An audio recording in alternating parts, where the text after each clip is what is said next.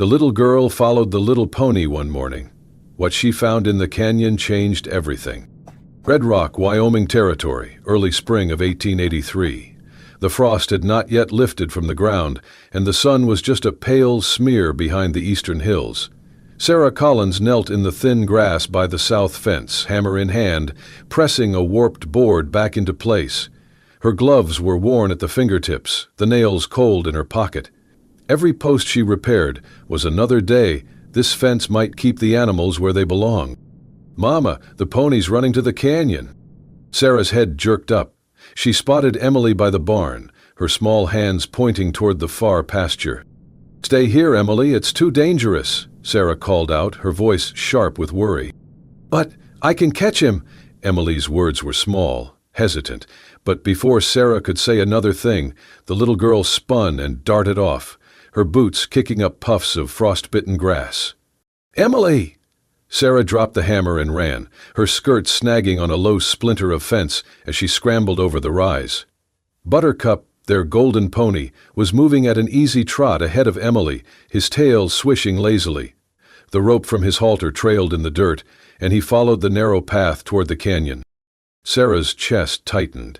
That canyon was trouble. Steep drops, loose stones, and cracks in the earth deep enough to swallow a man. Her husband had told her once that a single misstep there could end a life. By the time she caught sight of Emily again, the child was already halfway down the trail into the canyon, her short legs quick and determined. Buttercup had vanished around a bend. "Emily, stop right now!" Sarah's voice echoed off the canyon walls, but the little girl didn't turn. When Sarah rounded the bend herself, she found Emily crouched in the dust, not looking at the pony at all. Buttercup stood a few paces away, head lowered, sniffing at something lying in the shadow of a rock outcrop. It was a man. He lay on his side, his coat torn at the shoulder, a dark stain spreading across the leather. One leg was bent at an unnatural angle, and there was a deep gash on his forehead. Nearby, the shredded remains of a saddle lay in the dirt, the stirrup leather sliced clean. Drops of blood led up the trail, mixed with the sharp gouges of hooves, as if there had been a struggle. Emily looked up. "Mama, he's hurt bad. He won't wake up." Sarah knelt quickly, brushing dust from his cheek. His skin was cold, but there was a pulse, faint, steady. His face, though streaked with blood, was strong-boned beneath the stubble. Whoever he was, he hadn't been here long. "We have to help him," Emily said, her voice small but certain. Sarah glanced around. No other rider. No sign of whoever had done this. The canyon was silent except for the distant call of a hawk. Emily tugged at the strap of her little canteen, the one she used when she chased Buttercup in the yard. She unscrewed it with both hands and tipped it toward the man's lips. "Emily, that's—" Sarah began, but stopped as she saw the water trickle into his mouth. His throat worked in a shallow swallow. "He's thirsty," Emily whispered, though Sarah could see her own lips were dry and cracked. Sarah took a slow breath, then slipped her shawl from her shoulders and draped it over the man, tucking it around his sides to hold in the meager warmth. The wind carried the smell of dust and sage, sharp in her nose. "Come on, sweetheart," she said quietly. "We're taking him home." Buttercup flicked his ears, as if understanding, and Sarah began to figure how to move an unconscious man out of a canyon with nothing but a rope, a pony, and the stubborn will that had kept her and Emily alive these past 2 years. The canyon wind cut sharp and cold as Sarah dropped to her knees beside Emily. The little girl was sitting in the dust, her tiny hand resting on the arm of a man sprawled half in shadow. He looked to be in his mid-30s, broad-shouldered under a weather-worn leather coat, now darkened with blood at the shoulder and across his temple. "Emily, step back," Sarah said quickly, her eyes sweeping over him. "He's hurt bad." Emily shook her head. He woke up for a second, then closed his eyes again. Sarah pressed 2 fingers to his neck. A pulse, weak but there. Her first instinct was to run for help, to fetch Sheriff Talbot or anyone from town who could deal with an unconscious stranger. She didn't know this man. He could be trouble. Then his eyelids fluttered, and for the briefest moment, his gaze met hers. There was no threat in it, only a raw, wordless plea. Something in that faint, desperate look made her pause. "All right," she muttered under her breath. "We're not leaving you here." She glanced up the slope they had come down. The path was narrow, scattered with loose shale. Getting him out would be hard, but leaving him meant he might not survive another hour. "Emily, get the rope from Buttercup's saddle," she instructed. The little girl scrambled to obey. Sarah looped the rope carefully under the man's arms, wincing as he groaned faintly. She anchored it to Buttercup's small but sturdy frame, then took the lead herself, pulling while the pony stepped forward. Inch by inch they dragged him up the slope, Sarah digging her heels into the dirt for leverage. Emily tugged alongside her with all the strength her small body could muster. By the time they reached the rim of the canyon, Sarah's arms burned, her breath sharp in her chest. Buttercup stood panting, ears flicking nervously. "Just a bit more," she told Emily, and together they managed to half-carry, half-drag the man toward the house. Inside, she cleared the table with one sweep of her arm and lowered him onto it. His head lolled to one side, a fresh streak of blood staining her sleeve. "Emily, bring the clean rags from the shelf," Sarah said, reaching for the basin. She poured water from the kettle, the steam curling into the cold room. With quick, practiced movements, she cleaned the wound at his temple, then tore a strip from an old sheet to bind it. The shoulder wound was deeper. She packed it with cloth and tied it tight. As she worked, her hand brushed against something under his coat. She reached in and drew out a small, worn leather pouch. The initials J.D. were pressed into the flap. Beneath it, tucked into an inner pocket, was an old silver badge, dulled with age, but still bearing the engraving of the Wyoming Stock Growers Association. She stared at it for a moment. That badge marked a man of means, someone who owned cattle in large numbers, maybe hundreds of head. What was a man like that doing injured and alone in a canyon? The man stirred, his lips moving. Sarah leaned closer. "Named they. Took the herd. And my horse." The words were barely more than a breath before he slipped back into unconsciousness. Sarah straightened slowly, her mind working. Whoever this man was, trouble had found him.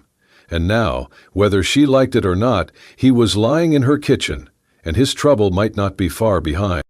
The smell of wood smoke and strong coffee lingered in the small kitchen, weaving through the worn wooden beams and settling into the corners of the room like an old friend. Sarah was tending the stove when a low groan caught her attention.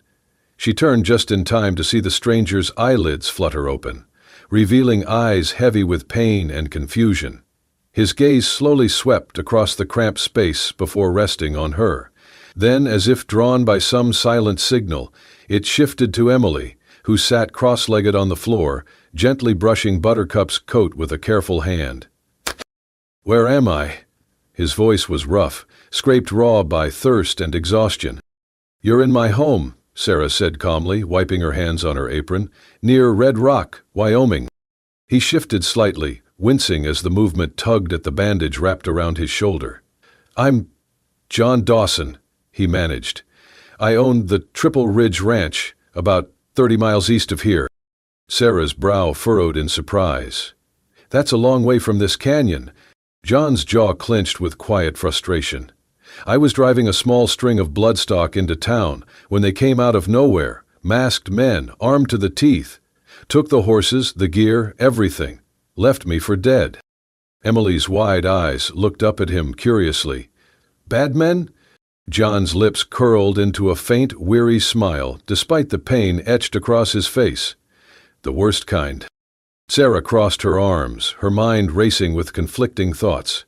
A man like this, wealthy enough to own a large ranch, could bring danger right to her doorstep. Red Rock was a small community.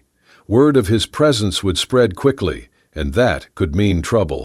"You should be in a doctor's care," she said cautiously, "or at least at the sheriff's office." John shook his head stubbornly. "I need to be on the trail. Every hour I'm laid up, they get farther away. I can't let them disappear into the hills." He swung one leg off the table he had been resting on, attempting to push himself upright. The effort drained the color from his face, and he sagged back slightly. Sarah moved quickly, placing her firm hands on his good shoulder to steady him. "You're in no shape to ride." From the floor, Emily piped up with surprising clarity for her age. "You can't chase bad men if you can't even sit up." John glanced down at the little girl, blinking in surprise as she held out a small piece of dry bread from her plate. "Here. Mama says food makes you strong." His eyes softened in gratitude, and for a moment some of the tension eased from his face. He accepted the bread slowly, savoring it as if it were a feast. Sarah let the silence linger before she spoke again. "You'll stay here until you're steady enough to stand without falling over. A few days, at least." John's voice was laced with reluctance, but the edge was gone. "I don't like being grounded," he admitted. "On one condition: no one in town hears about me. Not the sheriff, not the storekeeper, no one." Sarah studied him, curiosity sharpening her tone. "Why?" "If they think I'm still breathing, they'll come looking to finish the job," he explained quietly. "I'd rather they believe their work is done." After a long moment, Sarah nodded firmly. "Fine, you'll recover here. But understand, my daughter and I keep to ourselves. I won't have trouble spilling over into our lives." John met her gaze steadily, respect shining through his weariness. "I don't plan to bring you trouble, Mrs. Collins," she supplied. "Mrs. Collins," he repeated, inclining his head in acknowledgement. "Then it's a deal." Emily smiled brightly at the exchange, clearly pleased with her role in keeping the stranger from riding off half dead. Sarah, however, kept her thoughts guarded, wondering what kind of man could lose everything in a canyon and still carry such quiet resolve in his eyes. The days that followed settled into a rhythm Sarah had not expected. Each morning she would find John awake early, sitting at the table with a cup of coffee Emily had proudly poured for him, half full of grounds because she had not yet mastered the art. He bore it without complaint, thanking her every time. His shoulder healed slowly under Sarah's careful hands. She boiled water, changed the bandages, and checked the wound for signs of fever. "You've done this before," he remarked one evening as she tied the last strip of clean cloth in place. "I had to," she answered quietly. "When my husband was alive, the nearest doctor was a day's ride. You learn what you must." By the fourth day, he insisted on doing more than sitting at the table. "You have a fence that looks like it's holding itself together out of stubbornness," he said, nodding toward the back pasture. Sarah hesitated, but before long she saw him out there with a hammer in hand, moving more carefully than he probably wanted her to notice. Emily tagged along, holding nails for him and chatting about Buttercup's antics. He also took to giving Emily short lessons on riding. "The trick is to make her trust you," he told her, as the little pony snorted under the saddle. "Not by pulling hard on the reins, but by letting her know you're steady." Emily beamed, repeating his words back as if they were gospel. One chilly afternoon, Sarah hitched the wagon and drove into Red Rock for supplies. At the Mercantile, while measuring out flour, she overheard two ranch hands speaking in low tones near the stove. "Word is, that gang's still around," one said. "Cleaning up loose ends. Don't want any witnesses walking into the sheriff's office." Sarah kept her face still, but her heart picked up its pace. She finished her purchases quickly and headed home, the sound of their words following her all the way down the frozen road. That night, after Emily had gone to bed, Sarah found a freshly sharpened knife resting just inside the back door. It was hers. She recognized the handle, but the blade gleamed in the lamplight. John was sitting by the fire, running a whetstone across his own belt knife. He did not look up when she entered. She knew without asking that he had sharpened hers, and that he had placed it there deliberately. "You planning on butchering a hog in the kitchen?" she asked lightly. "Just thought it should be ready," he said, still working the stone along the edge. She did not press him. The gesture spoke for itself. He had heard the same whispers, or guessed the danger, and rather than talk about it, he had prepared her to face it. Later, as she banked the fire for the night, Sarah found herself watching him from across the room. His strength was plain enough, but it was this quiet watchfulness, the way he guarded without fanfare, that unsettled something in her. It had been a long time since anyone had thought of her safety before their own. It was late in the afternoon when Sarah heard the sharp clatter of hooves in the yard. She stepped out onto the porch, wiping her hands on her apron, just in time to see Buttercup trotting in from the west pasture, the direction of the canyon. The little pony's flanks were streaked with mud, and the saddle was skewed, leather straps marked by long, fresh scratches. John was at her side before she could even call for him. His gaze swept over the pony, and his expression tightened. "That is not from grazing in the meadow," he said, running a hand over the saddle's gouged edge. "These are fresh, and this mud, canyon mud. I know it anywhere." Sarah frowned. "What are you saying?" "I am saying," he replied, low and certain, "that someone has been near your land today. And if Buttercup came from the canyon in this shape, it was not just a passerby. The gang that took my horses, they may be moving through here again." Without another word, he grabbed his coat and hat. "I am going to see for myself." "I am coming with you," Sarah said quickly. "You are not," he countered. "If they are still close, I am not putting you and Emily in their path." A small voice interrupted them from the doorway. "I want to come," Emily said, hugging the porch post. Sarah shook her head. "No, sweetheart. Stay here." They compromised, taking Emily inside and telling her to keep the door locked until they returned. Then Sarah and John led Buttercup toward the canyon, following the hoofprints in the damp earth. The sun was slipping low, shadows stretching across the rocky ground. When they reached the mouth of the canyon, John slowed, scanning the ground. "Here," he murmured, crouching beside a patch of disturbed soil. The prints were deep, the shape unmistakable to an experienced rancher. 4 horses. Shod like the ones that ran off with my herd, same spacing, same size. Sarah crouched beside him, her pulse quickening. "So it is them?" "I would stake my life on it," he said grimly. For a long moment he stared down the canyon trail, his jaw set. "If I ride tonight, I might catch them before they get too far ahead." "You are not strong enough yet," Sarah said firmly. "You can barely lift a fence post without wincing. What happens if you face them and you are not ready?" "I cannot wait forever," he replied. "Every day I sit here is another day they get farther away." Emily's voice startled them both. She had followed quietly to the barn and was now standing just behind them, her eyes wide. "If you get hurt again," she said softly, "Mama will be sad." John turned, the hard edge in his face easing. "Emily," she looked down at her boots, "you said you would teach me to ride better. You cannot do that if you go away and get hurt." For a moment, no one spoke. Then John drew a slow breath, straightened, and gave a single nod. "All right," he said. "I will wait, but I am not wasting the time." Over the next days he quietly gathered supplies, a coil of rope, a box of cartridges, dried food, and a bedroll. He spent the mornings helping Sarah with chores, the afternoons walking the fence line, scanning the horizon.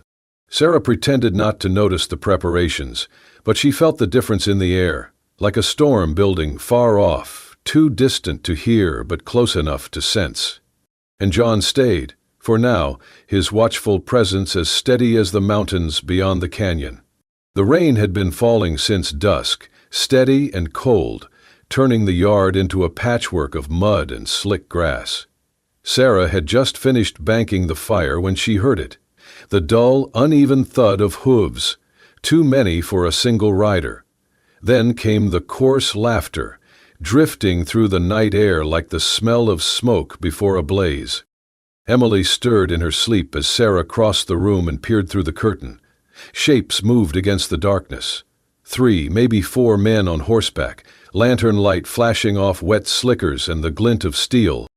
The door burst open before she could move, slamming against the wall. A heavy-set man stepped inside, water dripping from the brim of his hat.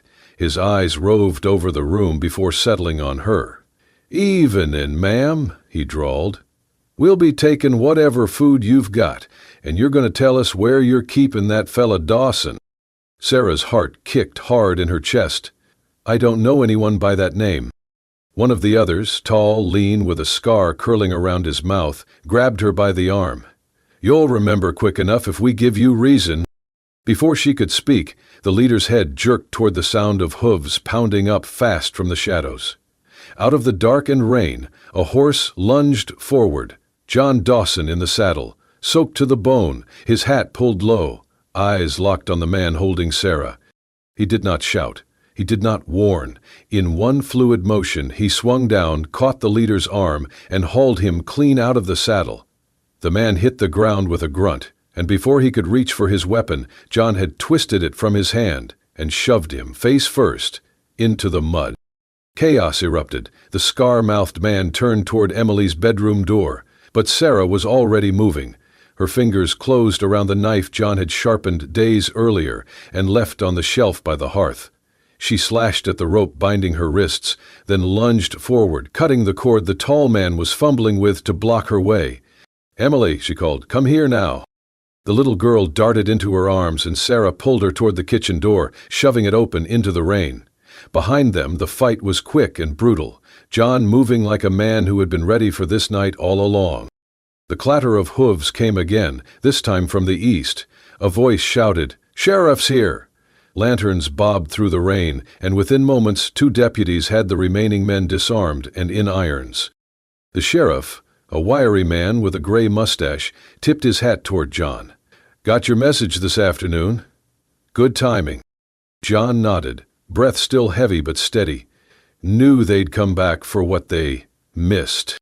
Sarah held Emily close, her pulse still pounding. She looked at John, mud on his face, rain streaming from his hair, and realized he had not just been waiting for the gang. He had been planning for them, making sure the sheriff was within reach. The knife was sharp, the ground in his favor. When the last of the horses clattered away under the deputy's watch, John walked over to her. "You're both safe," he said quietly. Sarah met his gaze, the truth settling deep in her chest. "Because you thought ahead." He gave a faint smile. "Because I promised." The days that followed the attack were filled with hard work and slow recovery, as the storm and ensuing chaos had left deep marks on Sarah's farm.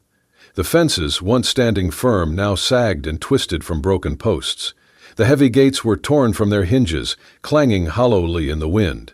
The once solid earth had turned into thick, sticky mud, where the horses had stampeded, leaving deep grooves that made every step a struggle. Yet John was everywhere at once, his hands steady and sure despite the ache that lingered in his injured shoulder.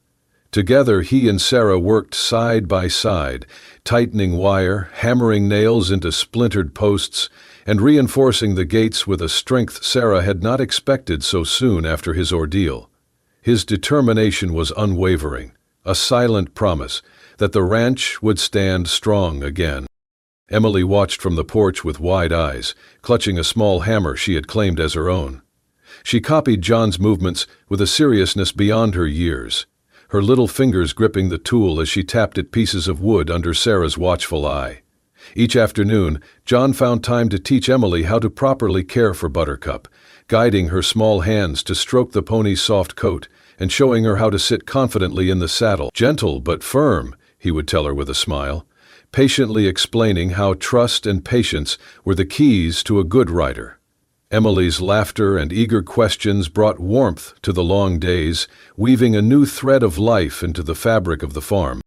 One evening, as the sky darkened early and rain pattered softly on the tin roof, Emily was already tucked into bed, her breath deep and even beneath the patchwork quilt Sarah had sewn from scraps over the years. The cabin was quiet, except for the crackling fire that cast flickering shadows on the rough-hewn wooden walls. Sarah and John sat close to the hearth, the soft glow illuminating their faces as the weight of the day settled around them. Breaking the silence, John's voice was low and thoughtful. "I came here broken," he said, his eyes reflecting the orange flames, ready to keep riding alone, to face whatever came next without anyone by my side. He paused, searching the fire as if looking for the right words. "But you and Emily, you've given me something I didn't even know I was missing." Sarah turned toward him, her eyes searching his with a tenderness she hadn't allowed herself in a long time. "I stopped believing I could trust a man," she confessed softly, her voice trembling with vulnerability. "Not after what happened with my husband. I thought I was done hoping for anything different." Her gaze dropped for a moment, heavy with the memories she carried alone. John reached out slowly, bridging the space between them. His hand brushed gently against hers, warm and steady, as comforting as the firelight dancing around them. "You don't have to carry that alone anymore," he said quietly, the sincerity in his voice wrapping around her like a protective blanket. Their eyes met, and in that moment the walls Sarah had built around her heart began to crumble, not as barriers, but as foundations for something new, something stronger. The heat of the fire inside the cabin seemed to ignite a warmth within her chest that she hadn't felt in years.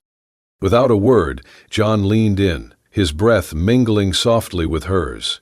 The roughness of his beard grazed her cheek as their faces drew closer, a tender connection sparking between them. Sarah's hand rose instinctively to his neck, fingers curling into the worn leather of his coat, grounding herself in the quiet intimacy of the moment. Their lips met in a gentle, hesitant touch, the first question in a silent conversation, the first answer to long unspoken hopes. The flickering flames caught the sparkle in their eyes, highlighting the unspoken promises and fragile beginnings of trust. When they finally parted, Sarah rested her forehead against John's, the world outside shrinking until all that remained was the crackle of the fire and the steady rhythm of two hearts learning to heal and to believe again. From that night forward, the line between stranger and savior blurred into something deeper and more profound. No longer bound merely by gratitude or circumstance, they began to build a family, growing stronger with each passing day. Together they crafted a home not just of wood and stone, but of shared hopes, renewed dreams, and the kind of love born in the quiet moments after a storm. The morning sun spilled golden light over the Dawson Ranch, its warm rays stretching long and lazy across the rolling fields and weathered barns. The gentle breeze carried the fresh scent of pine and earth, rustling through the tall grasses and whispering promises of new beginnings. Sarah stood on the worn wooden porch, her eyes tracing the familiar contours of the land she had called home for years. But today, beneath that familiar sky, the landscape seemed different, full of hope, brimming with possibilities she had not dared to imagine before. John stood quietly beside her, his presence steady and reassuring. Without a word, his hand found hers, fingers wrapping gently around hers, conveying a certainty and comfort that needed no spoken promise. "I want you both to come live with me," John said softly, his voice steady and sure, like the earth beneath their feet. "This ranch is bigger than I can manage alone. Sarah, I want you to have full say over the house, your decisions, your space. Emily will have room to run and grow, and Buttercup will be right where he belongs, right here with us." Sarah's eyes brimmed with tears, tears that held the weight of relief, joy, and gratitude all at once. She lowered her gaze to see Emily bouncing on the balls of her feet nearby, her wild curls tossing in the morning breeze, a bright smile lighting up her small face. At the sight of Buttercup tethered close by, Emily's excitement burst forth like sunshine itself. "We're going to live with Mr. John!" Emily shouted with pure delight, her little arms wrapping tightly around the pony's neck. Buttercup nickered softly in response, as if understanding every word, sharing in the happiness of this momentous day. John's smile softened as he watched the fearless little girl who had changed everything with her boundless trust and unshakable spirit. "Welcome to the family," he said, his voice gentle and full of meaning. Days turned into weeks, and the trio settled into a rhythm that felt both new and perfectly natural. The house hummed with laughter and lively conversation. The kitchen was often filled with the aroma of fresh bread and hearty stews, the result of shared meals and shared efforts. Sarah's garden, once sparse and struggling, now flourished under her careful hands, and Emily's eager help, bursting with vegetables and flowers that brightened the homestead. The ranch itself thrived under the combined care and expertise of John and Sarah. Fences repaired, pastures tended, and cattle managed with a renewed vigor that promised a prosperous future. The shadows of past hardships and dangers, once looming so large, now felt distant and softened by the strength of their unity and the love growing quietly between them.